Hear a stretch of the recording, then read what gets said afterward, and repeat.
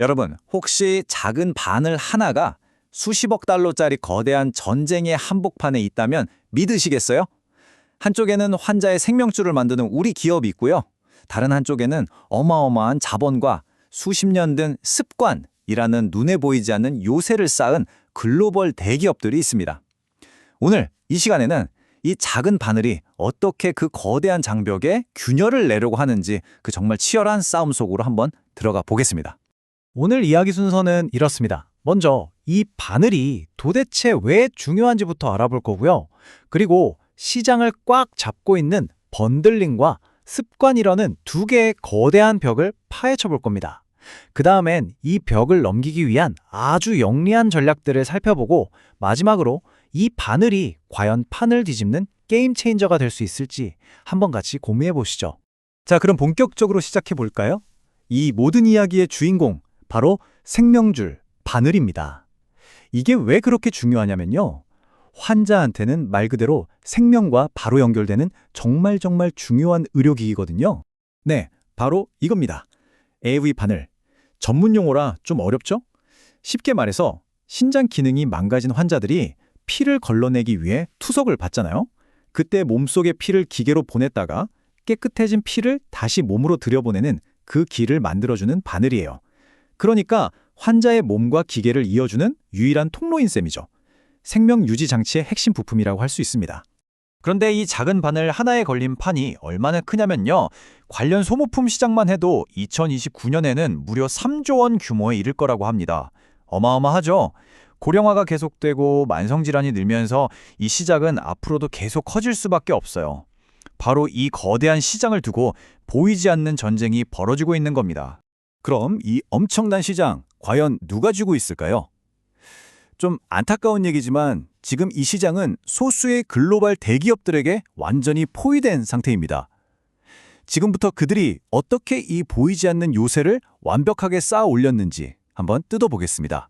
이 차트 하나면 다른 설명이 필요 없을 것 같네요. 보세요. 정말 압도적이죠? 국내 투석바늘 시장의 90% 이상을 외국계 기업 몇 곳이 다 차지하고 있어요. 우리 국산 제품이 비집고 들어갈 틈은 10%도 채 안 되는 완전히 기울어지는 동장인 거죠. 그리고 이 시장을 장악한 골리앗들이 바로 이 기업들입니다. 일본의 니프로, 그리고 독일의 프레지니우스와 비브라운. 이 회사들은 수십 년 동안 막대한 자본과 기술력으로 국내 시장에 깊이 뿌리를 내려서 사실상 시장을 독점하는 체제를 만들어버렸습니다. 자, 그럼 우리 기업들이 뚫어야 할 그 요새의 첫 번째 벽부터 한번 분석해보죠. 이게 아주 교묘한데요. 바로 번들링이라고 불리는 경제적인 함정입니다. 이 구조를 한번 보세요. 되게 간단한데 아주 강력합니다. 병원에서 수억 원짜리 비싼 투석 기계가 필요하잖아요.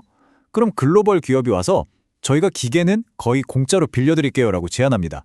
대신 조건이 붙죠. 앞으로 5년, 길게는 10년 동안 바늘이나 필터 같은 소모품은 무조건 우리 회사 것만 써야 한다는 계약을 맺는 거예요. 이러면 병원 입장에서는 국산 바늘이 아무리 좋게 나와도 이 계약 때문에 아예 써볼 생각조차 못하는 겁니다. 그냥 원천 봉쇄죠. 이게 얼마나 뿌리 깊은 관행이냐면요. 예전에 이게 법정까지 갔었는데 업계 변호사가 이런 말을 했어요. 이런 계약을 리베이트라고 하면 의료기기 시스템 전체가 무너집니다. 이 말은 역설적으로 이런 번들링 계약이 업계에서는 너무나 당연한 표준처럼 굳어져 있다는 걸 보여주는 거죠. 돈 문제보다 어쩌면 더 뚫기 힘든 두 번째 벽으로 넘어가 보겠습니다. 그건 바로 의료진들의 머리와 손에 깊게 새겨진 습관이라는 심리적인 벽입니다. 한번 생각해 보세요. 투석실 간호자에게 바늘을 바꾼다는 건 우리가 그냥 쓰던 펜을 다른 펜으로 바꾸는 거랑은 차원이 다른 문제예요.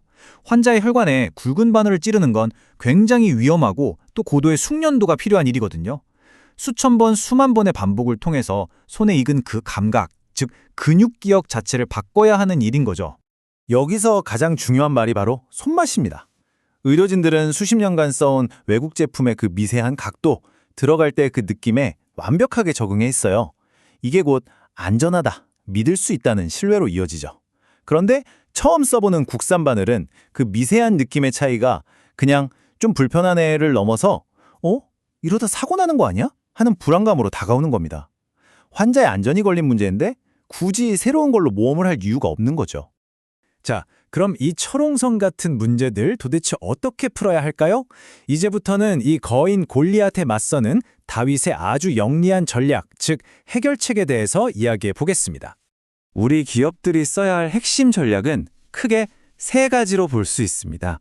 첫째, 감성이 아니라 객관적인 데이터로 믿음을 줘야 하고요. 둘째, 기존 제품에는 없는 새로운 가치를 기술로 만들어내야 합니다.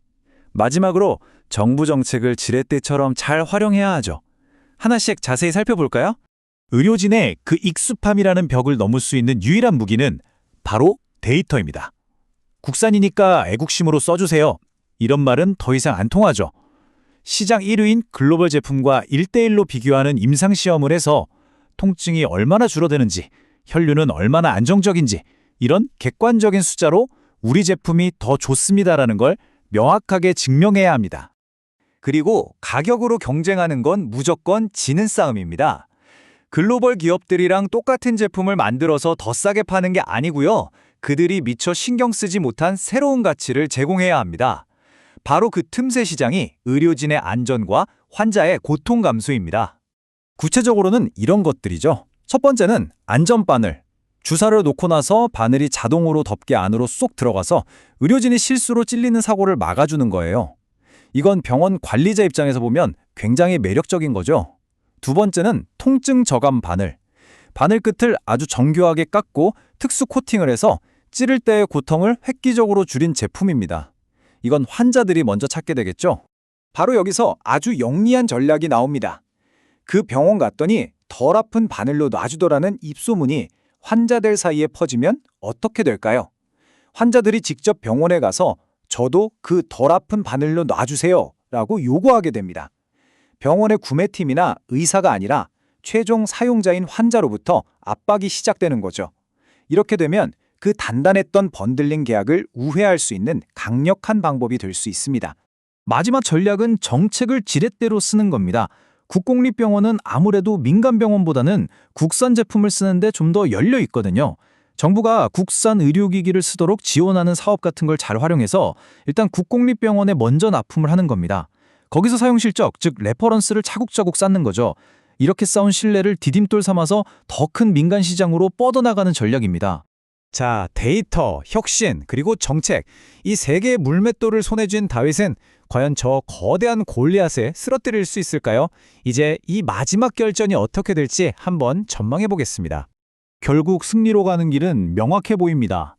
감정이 아니라 데이터로 성능을 입증하고 가격 경쟁이 아니라 혁신으로 새로운 가치를 만들어내고 정책을 발판 삼아서 초기 시장 진입의 벽을 넘는 것. 이 세 가지가 우리 다윗이 골리앗을 이기기 위한 필수 조건이라고 할 수 있겠습니다. 그리고 이 싸움은요, 단순히 한두 회사가 성공하냐 마냐의 이야기가 아닙니다. 만약에 코로나 팬데믹 같은 위기 상황이 또 와서 해외에서 이런 제품들이 들어오지 못하게 되면 어떻게 될까요? 우리 환자들의 생명을 지킬 수 있느냐 없느냐의 문제, 즉 국가 보건 안보와 직결된 굉장히 중요한 문제입니다. 결국 마지막 질문은 이것 하나로 모아집니다. 데이터와 혁신으로 무장한 이 똑똑한 바늘 하나가 과연 수십 년 동안 굳건하게 자리를 지켜온 계약과 습관이라는 거대한 요새를 정말로 무너뜨릴 수 있을까요?